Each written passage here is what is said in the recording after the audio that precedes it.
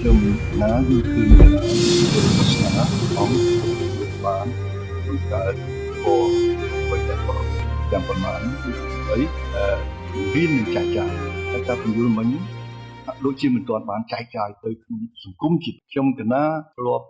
នៅក្បែរវត្តគិតនិយាយអំពីជំនាន់ដើមណាគូណាបែរវត្តបែរចិត្តបច្ចៈចិត្តចូលក្នុងវត្តទីធ្លាអារាមស្អាតចិត្តស្រឡះពីឪពុកម្ដាយធ្លាប់ចូលវត្តដែរគឺតែនិយាយល្អៗព្រះពុទ្ធសាសនាហើយអ្នកស្រុកអ្នកភូមិបាយនិយាយចឹងហើយចម្លើយដែលខ្ញុំកណាចង់បានហ្នឹងតើសាសនាយើងពុទ្ធសាសនាសពថ្ងៃនេះនៅសម្បូរសិលធម៌ជាទូទៅដែលនឹងអាចធ្វើឲ្យប្រជាពលរដ្ឋទាំងឡាយទាំងគ្រប់វណ្ណៈទទួលយកបាននៃការចែករំលែកទាំងអស់នោះដើម្បីបង្ក្រាបនៅអានេះគេហៅថាយើងការឈឺនឹងវាដូចយើង virus COVID ចឹងណាតើឆ្លងតើយើងអាចសាសនានឹងអាចមានការបង្រៀនសិលធម៌ជាទូទៅកុំឲ្យម្នាក់គិតថាគិតតែខ្លួនឯងពេកនឹងយកមកចែករំលែកចឹងណាបងខ្ញុំកណាសូមបញ្ចុះនិយាយដោយត្រង់ទៅវាគិតថាចង់ឲ្យបានទូទៅចឹងហួសសមត្ថភាពអាត្មាហើយយើងក៏ត្រូវទទួលស្គាល់ការពិតដែរថាអាត្មាដូចជាធ្លាប់អានសភៅមួយមិនដឹងរបស់អ្នកណាទេដូចជារបស់លោកបណ្ឌិតហេមនីចិន្តាឬក៏របស់អ្នកណាអាត្មាមិនចាំក្រោយពេលដែលសម័យពលពតដួលរលំទៅយើងត្រូវដឹងថាគ្រប់យ៉ាងពីមុនហ្នឹងវាខ្ទេចមកខ្ទេចគាត់ប្រៀបទៅនឹងដើមពោមួយដែលដួលដល់ទៅដួលហើយទៅអញ្ចឹងអារឹសកែវអស់រឹសកែវហ្នឹងវាអស់ទៅប៉ុន្តែមេឃណាវាដួលទៅដល់ដីណាខ្នែងវាប៉ះដល់ដីទៅវាចាក់រឹសដុះផ្សេងអញ្ចឹងដុះរាយប៉ាយពេញណាពេញណីវាអត់មកពីរឹសតែមួយការប្រៀបធៀបហ្នឹងមកយល់ស្របថាវាត្រូវនិយាយពីអ្នកយល់ដឹងពីពធមែនតែនគឺរាប់ត្រឹមថាជាង20ឆ្នាំមុនបន្ទាប់ពីបែកមកហើយ4-20ឆ្នាំមកហ្នឹងមិនដែលណានាយល់តម្លៃធัวយ៉ាងម៉េចទេហើយអាត្មាហ្នឹងធ្លាប់ពីក្មេងទៅទិញថ្នាំជក់ឲ្យញោមប្រុសអីហ្នឹងទំនងជាកម្ពីបត្រៃបិដកក៏មិនដឹងទៅគេហែកហើយយកមកមូអាថ្នាំខ្លាំងលក់ខ្ញុំដែរឃើញដូចមួយសន្លឹកចឹងទៅយើងដាក់ថ្នាំខ្លាំងមកកម៉ូលចឹងទៅហើយមូញុកលក់500ឬក៏100អីចឹងទៅហើយសិតតែអសរពុំណាថាមិនដឹងអានថាម៉េចទេនៅបែរចិត្តបត្រៃបិដកក៏មិនដឹងហើយគ្មានអ្នកណាដឹងថាវាមានសារៈសំខាន់យ៉ាងម៉េចទេអត់ទេនឹងជួនកាលឃើញតែกระดาษសភៅចឹងយកមកមូលក់ចឹងទៅហើយរហូតដល់ឆ្នាំមកបួសទៀតមកដល់ឆ្នាំ92ស្មាបួស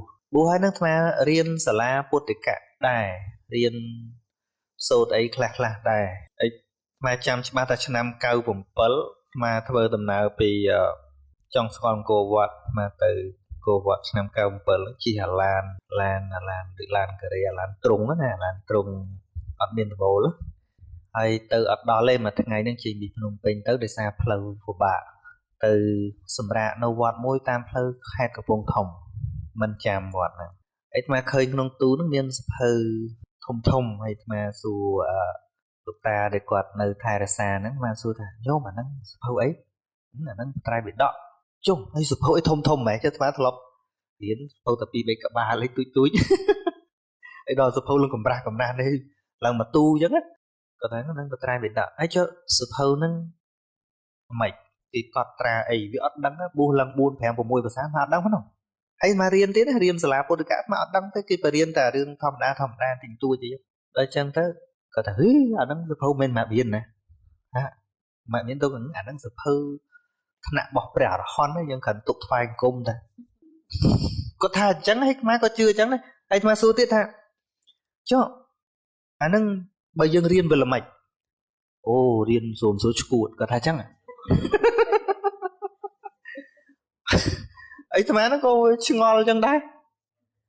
រហូតដល់ប្រហែលជាឆ្នាំ98អាត្មាទៅវត្តមួយនៅបាកងអាត្មាទៅវត្តនារាយនៅព្រំដែនព្រំបទល់ខេត្តតាកែវហើយនិងកពតប៉ុន្តែចូលក្នុងខេត្តកពតដែរអាត្មាឃើញបៃដកហ្នឹងវា ខ្លះនៅក្នុងទូខ្លះនៅក្រៅទូអត់ហ៊ានបើកទេដំបូងបាទហ៊ានបើកខ្លាចដូចចង្រៃប៉ុន្តែពេលអញ្ចឹងឃើញដូចជាបីដកលេខ23ដល់អាត្មាបើកទៅខាងមួយខាងឃើញភាសាបាលីមួយខាងទៀតភាសាខ្មែរដល់ពេលអាត្មាសាកអានមើលទៅវាព្រោះជាដំណើររឿងរ៉ាវពុទ្ធអប់រំចេញរៀនចេញមកចាប់តាមអានព្រោះតាមដានមើលបានដឹងថាអូទី1អានបដាអាត្មាញឹមបដាចាស់បោកឯងហ្មងប៉ុន្តែគិតមួយសារទៀតគាត់មិនបោកទេព្រោះគាត់មិនដឹងដែរគេនេះមិនដឹងដែរអញ្ចឹងហើយអានក៏មិនបានអានច្រើនអានបានប្រហែលជា4 10 20សន្លឹកឯប៉ុណ្ណឹងក៏ធីកហ្នឹងត្រូវមកវិញអត់មាន3ដកណាមើលទៀតទេ3ដកដែលមានដាក់តាមវត្តអីហ្នឹងឆ្នាំ96ថ្មចាំគឺសម្ដេចតាគឺសម្ដេចសៀនុនាំមកពីជប៉ុនកាលហ្នឹងព្រោះយើងវាទោះជាមានក្នុងស្រុកក៏មានកណិតកណាត់ភាគនេះភាគនោះចឹងហើយមែនទែនទៅអ្នកដែលយល់ស្មារតីធម៌មែនទែន teaching មែនទែនរបស់ពុទ្ធដែលអាចផ្សព្វផ្សាយឡើងវិញមុនដំបូងគេមិនដែលយើងមិនអាចភ្លេចបានគឺគ្រូកែពុទ្ធសួងនឹងដែលយល់ថា what is Abhidhamma what is the real teaching ព្រោះក្រៅពីហ្នឹងយើងធ្វើតាមតែទម្លាប់ទេអត់យល់អីទេ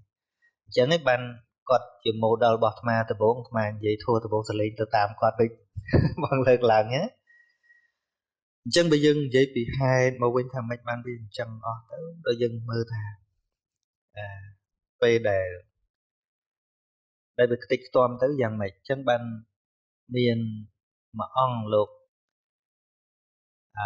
ជាមន្ត្រីសង្ឃហងៃហ្នឹងលោកសកលអាត្មាដែរព្រះអង្គគ្រូយ៉នសេញៀតហ្នឹងព្រោះលោកធ្វើការនៅជាតិសម្ដេចសង្ឃធំហ្នឹងពេលទៅប្រជុំនៅពុទ្ធសាសនាអន្តរជាតិអីចឹងទៅខាងប្រទេសផ្សេងគេជាឆ្ងល់ពីខ្មែរយើងលោកនិយាយប្រាប់អាត្មាប្រហែលជាជាង10ឆ្នាំមុនលោកថាបាត់ប្រសងខ្មែរដែលតាមគេសង្កេតវាមានតែពីរមួយចាស់ពេកហើយក្មេងពេកអាកដាលអត់មានអញ្ចឹងព្រោះមានតែចាស់បួសដូចបីសម្ដេចចាស់រឿងតែតអីអស់ហើយហើយដល់ចុះតែពីហ្នឹងមកខ្ទង់លបាក់6លបាក់50លបាក់40នេះអត់មានតែទុំ20 30អីប៉ុណ្ណឹងលបាក់ចុះវាទៅហ្នឹងឯងវាអត់មានអាហ្នឹងវាអត់មានមែនហើយបានលោកថាបើចង់បានលោកលបាក់ហើយចាំ20ឆ្នាំក្រោយអាត្មាអញ្ចឹងយើងក៏ត្រូវទទួលស្គាល់ថាវាបាត់អីអញ្ចឹងណាយើងវាពិបាកនិយាយដែរហើយមែនតែនទៅដើម្បីចែកចាយឲ្យបានទូលំទូលាយគឺមានតែ education is always the best weapon ហើយបើនៅក្នុងប្រព័ន្ធ system ហ្នឹងអត់បានបញ្ចូលកន្លែងហ្នឹងទេគឺដូចយើងមិនបានចាក់ចូលរស័យឈាមដូចអាត្មារាល់ថ្ងៃដែលអាត្មាផ្សាយនេះអាត្មាវាអត់មាននៅក្នុងកន្លែង organ ដែលសំខាន់ណាសរីរាង្គដែលសំខាន់បំផុតហ្នឹងបេះដូងខួរក្បាលដែលវាអាចបញ្ជូនលឿនណាអញ្ចឹងដល់ដាក់ចំតាណាដែលវាអាចបញ្ជូនចរន្តទូទាំងកាយហើយអាត្មារាល់ថ្ងៃជាងការនៅចុងដៃនេះវាអត់នៅក្នុង system ធ្វើបានប៉ុណ្ណាយកប៉ុណ្ណឹងទៅរាល់ថ្ងៃហ្នឹងតែពុកមិនតាមស្ដាប់កណាព្រះអង្គកណាសូមជាបឋមសូមថ្វាយបង្គំលោកម្ចាស់គ្រូគ្រប់ញាតិមិត្តបងប្អូនទាំងអស់ហើយសំណួរហ្នឹងគឺតាមឲ្យសួរពួកម៉ាក់ពាក្យបានមកប៉ុន្តែគេនៅកំពុងតែតាមដានទស្សនានៅក្នុង live តាក់ទងទៅនឹងបញ្ហាចង់និយាយថាចេះគឺមិនដឹងនិយាយថាមិនចេះចង់និយាយថាណាថារវាងមនុស្សក្មេងដែលស្លាប់ទៅនៅវ័យក្មេងហើយគេតែងតែនិយាយថាធ្វើម៉េចទេអាយុត្រឹមតែ30អីស្លាប់អញ្ចឹងគេថាធ្វើម៉េចទេស្រែបនគ្នាអស់ប៉ុណ្ណឹងអត់មានរីឯមនុស្សចាស់ដែលស្លាប់ទៅនៅវ័យចាស់ក្រស្លាប់ពេកថាក្រស្លាប់មានកម្មថាតើវារបៀបខុសគ្នារបៀបម៉េចទេព្រះអង្គតើមួយណាដែលត្រឹមត្រូវជាងហើយសំណួរទី 2គឺតាក់ទងទៅនឹងការស្លៀកពាក់នៅក្នុងពិធីបុណ្យសពក៏ស្លៀកពណ៌សនិងពណ៌ខ្មៅតើខុសគ្នារបៀបម៉េចផងតើវាមានប៉ះពាល់អីដែរអ្នកខ្លះគេមាន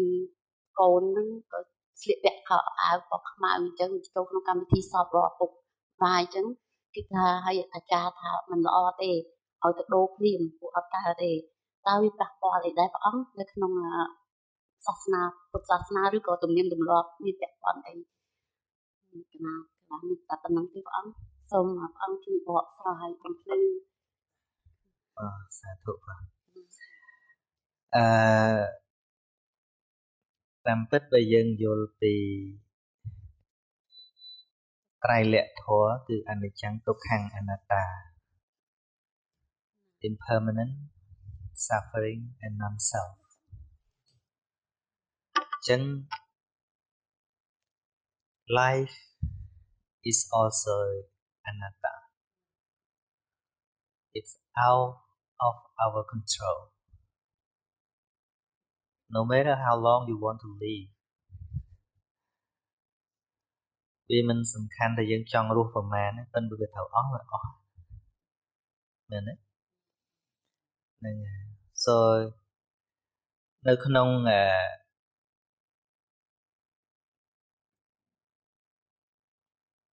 ពុទ្ធវចនៈដែលព្រះអង្គសម្ដែងជីវិតដែលសំខាន់ហ្នឹងវាអត់រឿងខ្លីរឿងវែងទេសំខាន់ថាអាខណៈរស់ហ្នឹងធ្វើអីចឹងណាជីវិតដែលល្អបំផុតហ្នឹង what you do when you live long or short is no matter because you cannot control it you cannot manage it oh I have to live 100 years or 50 years or no we cannot but we can live a better life yeah ចឹងទោះបីសួរយ៉ាងណាក៏វាមិនបាត់ឆ្ងល់ដែររឿងរស់ខ្លីរស់វែងហ្នឹងណាព្រោះវាមិននៅក្នុងការគ្រប់គ្រងរបស់យើងទេហ្នឹងហើយបើកាលណាយល់ពីពាក្យថាអនត្តាមានន័យថាគ្រប់គ្រងអត់បានទេអាហ្នឹងយើងអាចរៀបចំឲ្យវាប្រសើរឡើងរស់នៅមិនឲ្យមានសុខភាពល្អអីប៉ុន្តែវាត្រូវស្លាប់ល្អហ្នឹងស្លាប់ដូចញោមប្រុសអាត្មាអញ្ចឹងញោមស្រីអាត្មាឈឺរហូតហើយគិតតែដឹកញោមស្រីដើរមើលរហូតហើយមុនគាត់ធ្លាក់ខ្លួនឈឺខ្លាំងមែនតើហ្នឹងរៀបនឹងយកញោមស្រីទៅពេទ្យទៀតគាត់ធ្លាក់ក្រឹបតែ2ខែក្រោយស្លាប់បាត់គាត់ដែរឈឺហើយគាត់ត្រៀមថាមើលញោមស្រីឈឺអញ្ចឹងមើលគាត់រៀបចំមិនពេលចាស់ទៅអីគាត់រៀបសម្រាប់ញោមស្រីប៉ុន្តែផុតគាត់ទៅបាត់ហ្នឹងហើយអញ្ចឹងបានព្រះអង្គថាអច្ចេវកិច្ចមាតបង្កកិច្ចសំខាន់ដែលគួរធ្វើបុគ្គលត្រូវធ្វើថ្ងៃហ្នឹង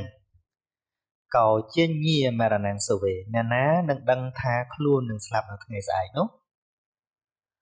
ណហេណូសង្ករន្តិអ្នកមហាសេនេនមច្ចនា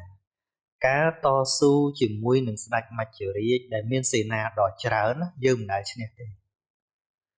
សេនារបស់មច្ចរាជមានអីមានចាស់មានឈឺមានទាំងបេះដូងមានសិទ្ធសេនារបស់គេហើយហ្នឹងហ្នឹង I'm sorry that I always speak in Khmer because yeah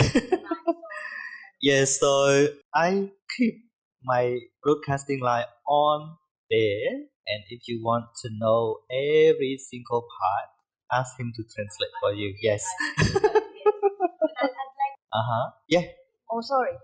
tracing one more please yeah okay thank you ប៉ះមិនប៉ះទេគឺប៉ះចិត្តអាចារ្យព្រោះអាចារ្យគាត់ប្រកាន់អញ្ចឹងហ្នឹងក៏ប៉ុន្តែបើប៉ះពាន់ wholesome unwholesome no because dress is not ចង់និយាយថាវាអត់មានទោសឬក៏អីទេអញ្ចឹងបានពេលយើងរៀនអភិធម្មទៅច្បាស់ត្រង់ថានៅក្នុងគម្ពីរអភិធម្មដំបូងហៅថាកុសលាធម្មា wholesomeness ហើយនឹងអកុសលាធម្មា unwholesomeness ហើយនឹងអព្យាកតាធម្មា not កុសលនអកុសល in between អញ្ចឹងចាច់ថាវាជាកុសលឬក៏អកុសលមិនបានទេអញ្ចឹងយើងត្រូវទៅរកថាស្អីគេកុសលស្អីគេអកុសលកុសលណាអកុសលនេះណាអត់រាប់រូបចូលសូម្បីតែរាងកាយរបស់យើងក៏មិនមែនកុសលនិងអកុសលដែរមិនបាច់ដល់សម្លៀកបំពាក់ឯណាសូម្បីតែរាងកាយទាំងមូលនេះអត់មានជាកុសលឬក៏អកុសលបាបបុណ្យនេះទេអាហ្នឹងបាបបុណ្យសំដៅទៅលើចិត្តតែកុសលចិត្តមិនកុសលរូបៈអកុសលចិត្តមិនអកុសលរូបទេអញ្ចឹងតួរូបនេះតដែលឃើញអ្នកដែលទៅជួបព្រះសម្មាសម្ពុទ្ធដូរតែការយល់តែរាងកាយនៅដដែលមិនមែនទៅដូររូបទេអត់ទេអញ្ចឹងតួសម្លៀកបំពាក់នេះមិនមែនកុសលធម៌ឬអកុសលធម៌ទេជាអព្យាកតធម៌រូបតួរូបខាងក្នុងក៏ដោយរូបខាងក្រៅក៏ដោយគឺជាអព្យាកតធម៌ធម៌ដែលមិនរាប់ថាជាកុសលឬអកុសលទេហ្នឹងហើយអញ្ចឹងស្លៀកឲ្យស្លៀកទៅកុំឲ្យខ្មាស់គេកុំឲ្យមិនស្លៀកទៅតេទៅវាខ្មាស់គេទៅបានហើយអាហ្នឹងប៉ុន្តែបើគ្រាន់តែថាគេតម្រូវប្រពៃណីម្ចាស់បុណ្យគេចង់បានថាអ្នកចូលរួមបុណ្យគេទាមទារឲ្យស្លៀកអីជាកតិកាដែលគេបង្កើតដែលគេកំណត់ហ្នឹងហើយប៉ុន្តែឲ្យទៅជាបាបជាអីអត់ទេចាំមិនបានប៉ះទេប៉ះរឿងគេប្រកាន់តាបើគេអត់ប្រកាន់អត់ប៉ះទេត្រូវព្រោះមនុស្សយើងមានប្រពៃណីផ្សេងៗគ្នាអញ្ចឹងបានឡើងការគេស្លៀកផ្សេងទៅវាគេស្លៀកផ្សេងទៅជនជាតិអីគេស្លៀកផ្សេងទៅអាហ្នឹងវាជាប្រពៃណីរបស់គេត្រូវហើយវាសំខាន់ថាគេប្រកាន់ឬអត់តែប៉ុណ្្នឹងឯងត្រូវស្រេចលើគេប្រកាន់អញ្ចឹងស្រេចលើគេប្រកាន់ថាជាអីតែប៉ុណ្្នឹងទេហ្នឹងហើយបើមែនទេនឹងស្លៀកពាក់ស originally from India you know ពួកខ្មែរយើងក៏មានពូជពីឥណ្ឌាដែរហើយបើនិយាយពីប្រពៃណីសនោះប្រពៃណីដើមរបស់អាចារ្យដោយគេយល់ថាបរិស័ទរបស់គេនឹងស្លៀកសតំណាងចិត្តស្អាតបរិសុទ្ធហ្នឹងហើយយើងតាមប្របាទហ៊ុនទៀនអីមកបដាមកក៏កាត់គ្នាទៅបើនិយាយពីអាទ្រង់ទ្រាយប្រកាន់ហ្នឹងបោះពីណាពីណីយើងថាពុទ្ធសាសនារបស់ខ្មែរវាមិនត្រូវទេណាថ្ងៃហ្នឹងបើយើងប្រកាន់ថាបោះនៅនេះបោះនៅនោះចានេះបោះណាមានបោះខ្មែរណាមែនអត់ប៉ុន្តែបើសច្ចធម៌ no boundary the teaching the four noble truths has no boundary birth is suffering aging is suffering sickness is suffering the death is suffering so everyone who were born and then die so birth and death is not belong to any particular nation but all for all beings ចឹងសច្ចធម៌អត់មានបោះណាទេមិនថាធម៌និយាយពីទុក្ខសច្ចៈអញ្ចឹងដល់កើតជាឥណ្ឌាមកបាននៅក្នុងក្របខ័ណ្ឌទុក្ខសច្ចៈកើតជាខ្មែរអត់នៅក្នុងទុក្ខសច្ចៈណោប៉ុន្តែបើការប្រកាន់ស្រេចគេថាបើការប្រកាន់ណាឧទាហរណ៍ដូចយើងអញ្ចឹងយើងប្រកាន់ថាជួបលោកត្រូវធ្វើម៉េចហ្នឹងខ្មែរយើងអ្នកប្រកាន់ដែរទៅមើលលង្ការគេមិនប្រកាន់ទេអង្គុយដកជើងអង្គុយពេនភ្នែកស្ដាប់លោកពេញណាពេញណីរឿងរបស់គេអត់ប្រកាន់មកអារឿងប្រកាន់តាសំខាន់ចិត្តមโนពពាំងកមាធម្មាហ្នឹងហើយយើងចាស់ច្រើនមើលក្មេងៗខុសរាល់ថ្ងៃចាស់ដែលនៅជាប់របៀបគួសមពេកល្អអ៊ំចេះល្អអ៊ំចោះហ្នឹងហើយក្មេងខ្លះបោកយកកូនកំមុំគាត់ស្រួលតាឲ្យតែសមមួយគាត់ទៅបន្តិចគាត់ត្រូវគាត់ទៅសុំគាត់ថាល្អលើអាហ្នឹងអត់ទេល្អមែនទេណានេះក្មេងខ្លះគាត់មិនសូវចេះទេអានេះមនើបហ្នឹងប៉ុន្តែហាត់គាត់ល្អតែឲ្យចាស់ចេះមើលអាហ្នឹងបើណាចេះអូល្អអ៊ំចេះល្អអ៊ំចោះហ្នឹងគាត់ថាហ្នឹងល្អបន្តិចទៅបោកយកកូនកំមុំគាត់បាត់អីគេស្មាឃើញគេប្រហោះមួយគេថាអីរឿង partner ណានិយាយតាមគេទេពិតមិនដឹងទេណាគេថាម៉េចថាបើចង់បានប្តី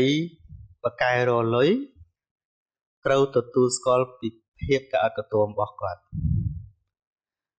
បើចង់បានប្តីបកែលួងលោមត្រូវទទួលស្គាល់ពីភាពព្រាននារីរបស់គាត់ហើយបើចង់បានប្តីល្អឥតខ្ចោះដល់កុំយកមកនៅនេះលឺមកថាតាមគេណាលឺ Yeah Thank you for that last comment it's quite true that there's no monopoly for birth and throughout death so no one no religion no country owns it. So I think your message of living a good life is the true one. And regarding Long's comment about as individuals, we receive a lot of stimuli from outside. So we can, I suppose, accumulate a lot of those and cause us a lot of anxiety. One of the questions that they always teach us is how do we feed, when do we feed our souls, what do we do to cleanse our souls. And in Buddhism, if I'm correct, you are taught, and we are too, about meditation. And in our Christian meditation, we are taught to cleanse our souls by doing that. So I always ask myself, when do you do that? Do you do it when you're already feeling anxious? Or do you do it as a habit that enables you to make your soul clean, in a sense? The other thing that they teach us, which Daikun said about education, is that reflection. That at the end of the day, because we receive so much stimulus and we fill ourselves with other things as well, so internally we have a double wedge of receiving too many things, is that at the end of the day, do we ever ask ourselves what's good and what's not good, and what do we retain? And one of the key things I think, especially my parents taught us, is not to go to sleep or go to bed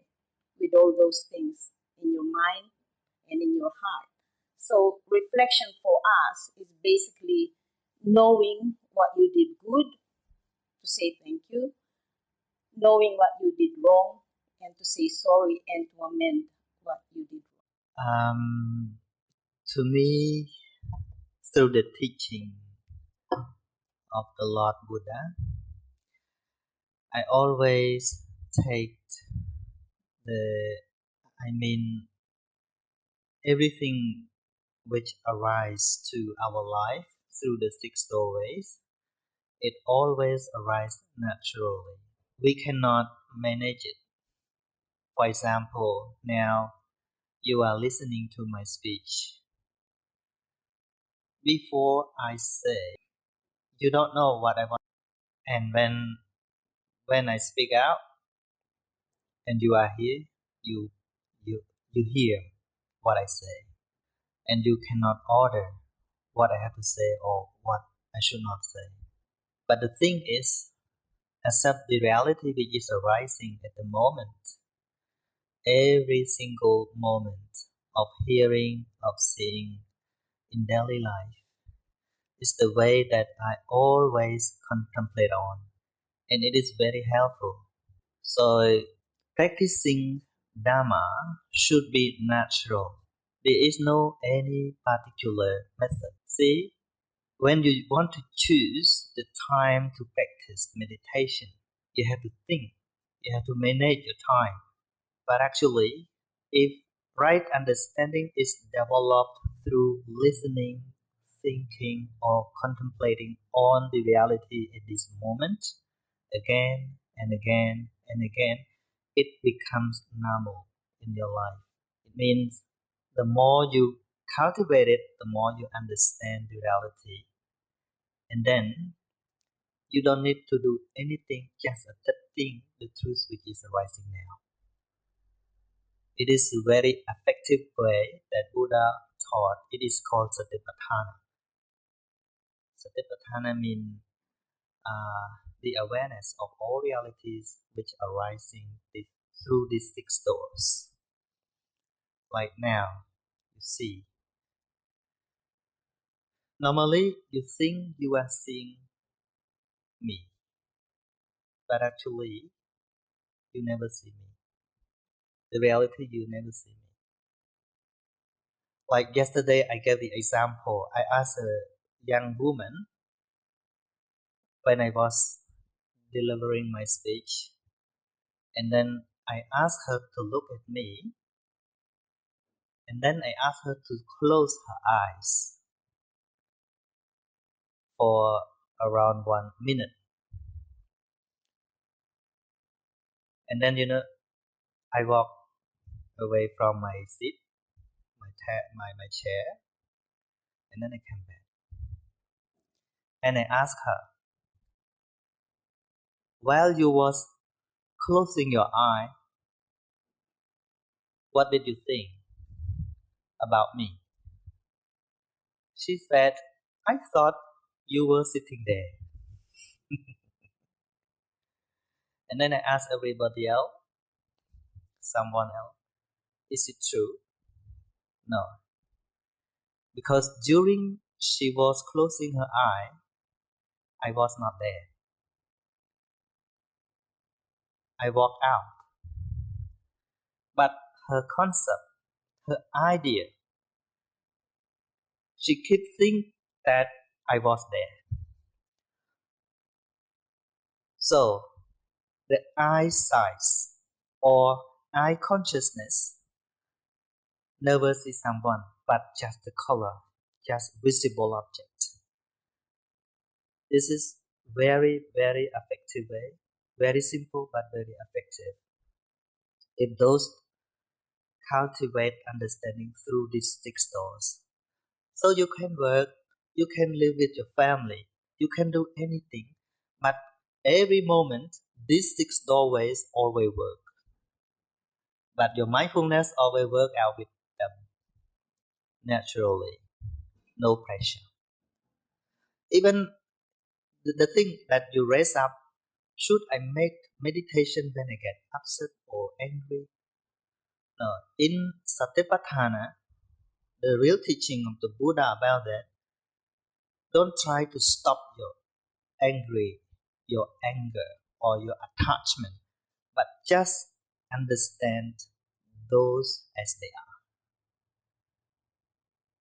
Don't stop it, but see it. And it is not you, it is Dharma,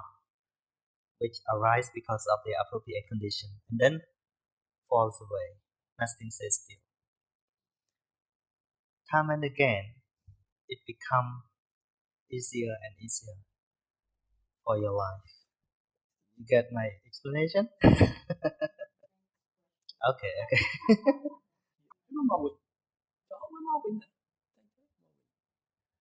Đó để dùng về những bạn people sa sna mà mình bạn mua tiếp thì chia trong khảo những cái sa sna cái school thành nên luôn chỉ bảo chất chỉ phải xong chỉ đau sai của lưu như mà chỉ phần đằng sau nó như mình đằng đây đó cho nên anh đang nơi du tiệt mà nên là riêng về sẽ được tiếp bị hayมันធ្វើមិនដែរដល់ព្រោះនឹងគឺថាស្រួលទៅមិនព្រោះសម័យយើងធ្វើអីដែលយើងធ្វើបានគឺណាហើយបើថាយើងឡើយមានវត្តមានបានតែខ្វះការរៀនសូត្រនឹងជាពិសេសនឹងសាលារៀនយើងនឹងរៀនតទៅលោកសង្ឃមានបង្កើតអនុវិទ្យាល័យសាកលវិទ្យាល័យព្រះសង្ឃមកដល់ឥឡូវនោះអត់ទេទៅមើលសាលារៀនទៅហ្នឹងគឺថាមានតែអបាសកអបាសិកានិងក្មេងទាំងចាស់ចូលរៀនទៅទាំងអស់ពីដើមសម្រាប់ទៅពុទ្ធសាសនាទេណាហ្នឹងយើងឃើញវាជ្រុកច្រឡំសម្បើមអញ្ចឹងបានគឺមានប្រើពាក្យលងវែកគឺថាវាពីរដងតែយើងឃើញសម័យពលពតទី1ហើយច្បាស់លាស់ឈឹកយើងដូនតាខ្សឹបទៅធោះអាយុបទាំងសោតអត់ឲ្យលឺទេគឺចាប់ទៅសម្លាប់តែម្ដងទៀតគឺថាសល់ត្រឹមតែសិទ្ធិជាតិទេណាអានឹងជាព័ត៌មានចាស់ទុំដែលខ្ញុំនាំមកជូនគួយបាទប៉ុណ្ណឹង Okay, go ahead please. You take me the noiseច្រើន I'm sorry to interrupt. លោកចាស់គ្រូខ្ញុំកណាសូមលឺដើម្បីសូមជម្រាបបងប្អូនហើយនិងក្មួយទាំងអស់គ្នាព្រមទាំងពុទ្ធបរិស័ទគ្រប់ទីកន្លែងផងខ្ញុំប្រកាសណាសូមឱកាសសូមទូលព្រះអង្គសូមមេត្តាព្រះអង្គលើកឧទាហរណ៍ពីនៅរឿង ព្រះនិកសេនហើយនឹងព្រះបាទមិលិនទៀតអានឹងច្បាស់ល្អណាស់ទៀតអូអានឹងលើកញឹកហើយ skip ខ្លះលើកញឹកហើយម្សិលមិញលើកហ្នឹងសុំព្រះអង្គមេត្តា តែលើពេលតិច skip សិនចាំនិយាយថ្ងៃក្រោយទៀតនិយាយអស់ពេកលែងចង់ស្ដាប់ Okay. Before we finish, I just want to thank you for sharing your wisdom, and I hope that the experience for you is a wholesome one. Personally, it is, and I've learned a lot, and I'm sure that everybody shares the same. But this is a question, it could be a long answer, but you don't need to answer it, and you might have to reschedule another time if that's possible. With all religions and with all beliefs and different types of faith, there are stories about the origin of life. I was wondering whether Buddha has any kind of teaching or words about the origin of life. Okay, there is no the starting point, and also there is no any ending. Whenever karma still continue. The same thing as we cannot say the egg and the hens, chicken, which one come first. it is called circle of life. So circle is there is no any beginning. It's like that, and also no ending. Except when you walk away from the circle. But Buddha also taught about the origin of life is avidya or ignorance, and the ending of this circle of life only wisdom or panya, the right understanding, is the end of everything. But it needs to study more. Then there is no more life. That means there is no suffering. That's right. So the reincarnation is just the meaning that the suffering keep going on. That's right. That's right. It's not a physical going you reincarnate into them. But the suffering that Buddha taught is not like we think. We always separate suffering is only when we feel disappointed or we lose something. But suffering here refers to everything which is impermanent. Even pleasurable feeling or unpleasurable feeling or indifferent feeling is called suffering. Refer to impermanent thing. No matter you're happy or not, you can laugh, but you cannot laugh forever. And then it's gone. So for all things that we cannot hold it, that cannot stay last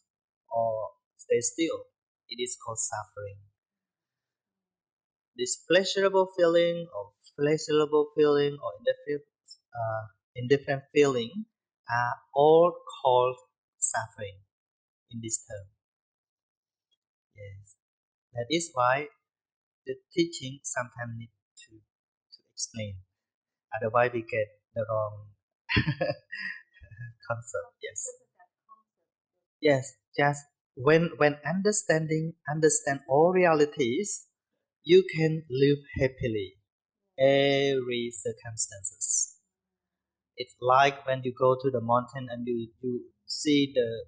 falling water, the droplet of the water. Just let it be, let it go, and you enjoy with seeing.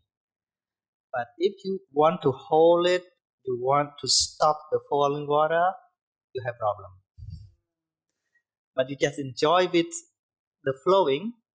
you are okay. Even this life is full of suffering, but the more we understand, the more we feel okay with that. Yes. Okay. Chào phần nắng anh đó.